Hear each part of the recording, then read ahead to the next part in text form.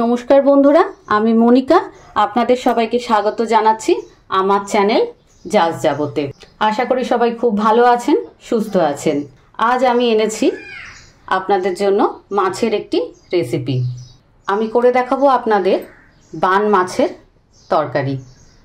एई बान माछ देखते अनेकटा सापेर मतो। आमी जदिओ माछटा बाजार थेके केटे एनेछि ताओ आपनादेर देखानोर जोन्नो एखाने रेखेछि। एई माछटा एतटा बड़ो और एकटा बड़ो माछ छिलो और तीनटे एकटू मीडियम साइजेर माछ आछे।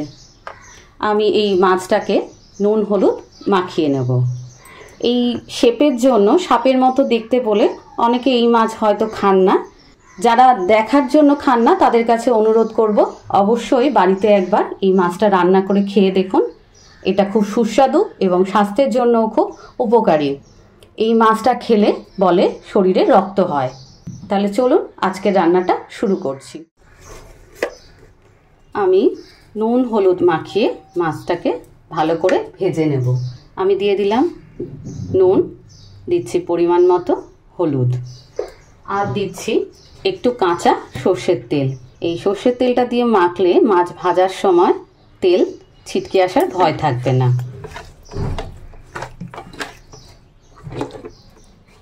এই মাছটার পেটে আবার ডিমও আছে।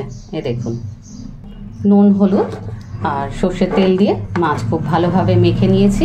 এবার মাছগুলোকে ভেজে নেব। মাছ ভাজার জন্য আমি একটা কড়া বসিয়ে নিয়েছি। তার মধ্যে আমি দিয়ে দিচ্ছি 2 টেবিল চামচ সরষের তেল। তেল গরম হয়ে গেছে। আমি এবার মাছগুলো এক এক করে ছেড়ে দেব। আমি মাছগুলোকে এবার উল্টে দিচ্ছি। ভালো করে লাল লাল করে মাছগুলোকে ভেজে নেব। মাছ ভাজা হয়ে গেছে। এবার মাছগুলো এক এক করে আমি তুলে নিচ্ছি। কড়াই একটু তেল রয়েছে। আমি আর 1 টেবিল চামচ সরষের তেল এর মধ্যে দিয়ে দিচ্ছি। আমি আজ করছি আলু দিয়ে বান মাছের রসা। আমি দুটো মিডিয়াম সাইজের আলু এরকম ডুমো ডুমো করে কেটে নিয়েছি। এবার এই তেলে আলুগুলোকে খুব ভালো করে ভেজে নেব।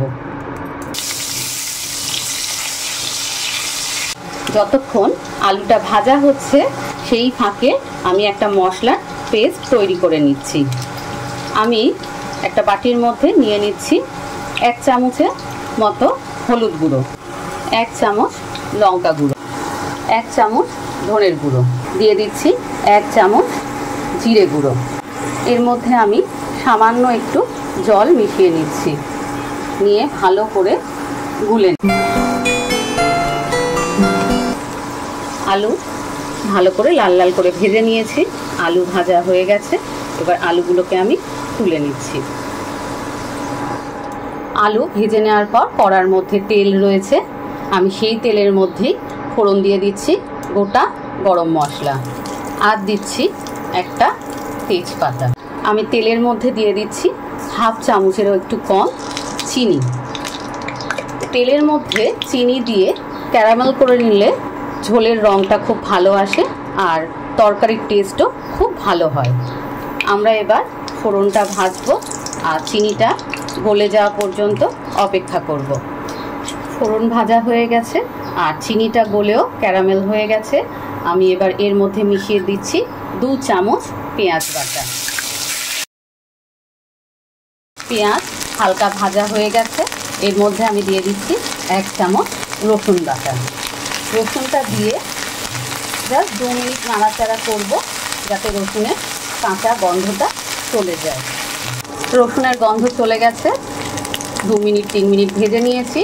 এবার আমি এর মধ্যে দিয়ে দিচ্ছি 1/2 চামচ আদা বাটা। পেঁয়াজ আদা রসুন ভালো করে ভাজা হয়ে গেছে। আমি এবার মিশিয়ে দিচ্ছি আগে থেকে যে মশলা বানিয়ে রেখেছিলাম, আমরা জল দিয়ে গুলে রেখেছিলাম।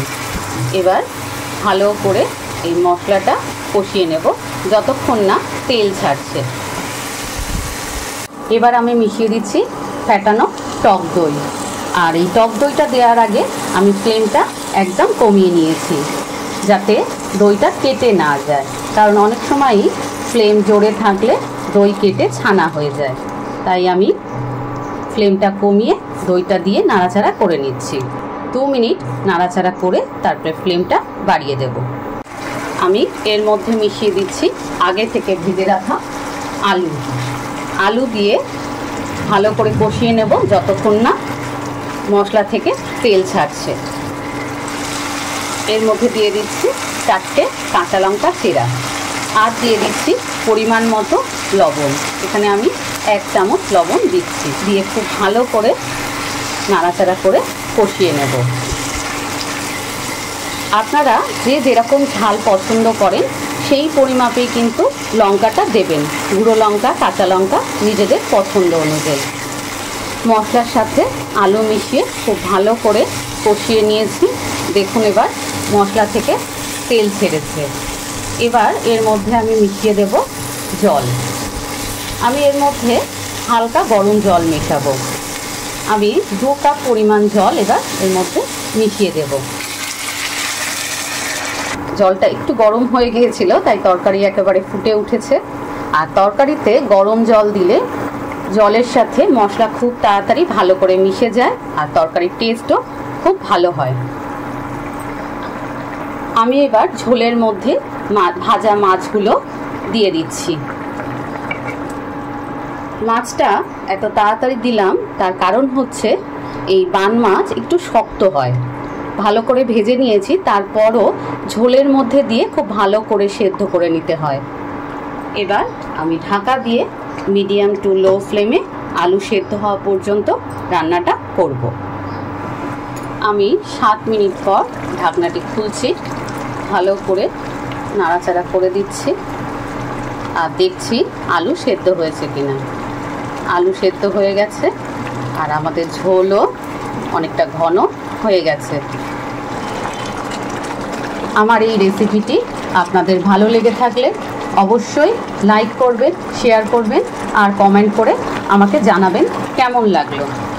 যারা নতুন বন্ধু এখনও আমার চ্যানেল জাজ যাব সাবস্ক্রাইব করেননি, তাদের কাছে অনুরোধ রইল আমার চ্যানেলটি সাবস্ক্রাইব করার জন্য। আর পাশে থাকা বেল আইকনটা অবশ্যই প্রেস করবেন, তাহলে আমি নতুন রেসিপি দিলেই খুব তাড়াতাড়ি আপনাদের কাছে পৌঁছে যাবে। আমি এর মধ্যে মিশিয়ে দিচ্ছি সামান্য একটু গুঁড়ো গরম মশলা, দিয়ে তরকারির সঙ্গে গরম মশলাটা খুব ভালো করে মিশিয়ে দেব। এবার আমি ফ্লেমটা অফ করে দিচ্ছি আর 5 মিনিট ঢাকা দিয়ে রাখবো, যাতে গরম মশলার গন্ধটা পুরো তরকারির সাথে ভালোভাবে মিশে যায়। এই তরকারিটা গরম গরম ভাতের সাথে অপূর্ব লাগে খেতে, খুব টেস্টি হয়। অবশ্যই বাড়িতে একবার এইভাবে বান মাছের রসা বানাবেন। খুব তাড়াতাড়ি আপনাদের সাথে দেখা হচ্ছে আবার একটা নতুন রেসিপির সাথে। সবাই খুব ভালো থাকবেন, সাবধানে থাকবেন, সুস্থ থাকবেন। আজ এই পর্যন্তই। নমস্কার।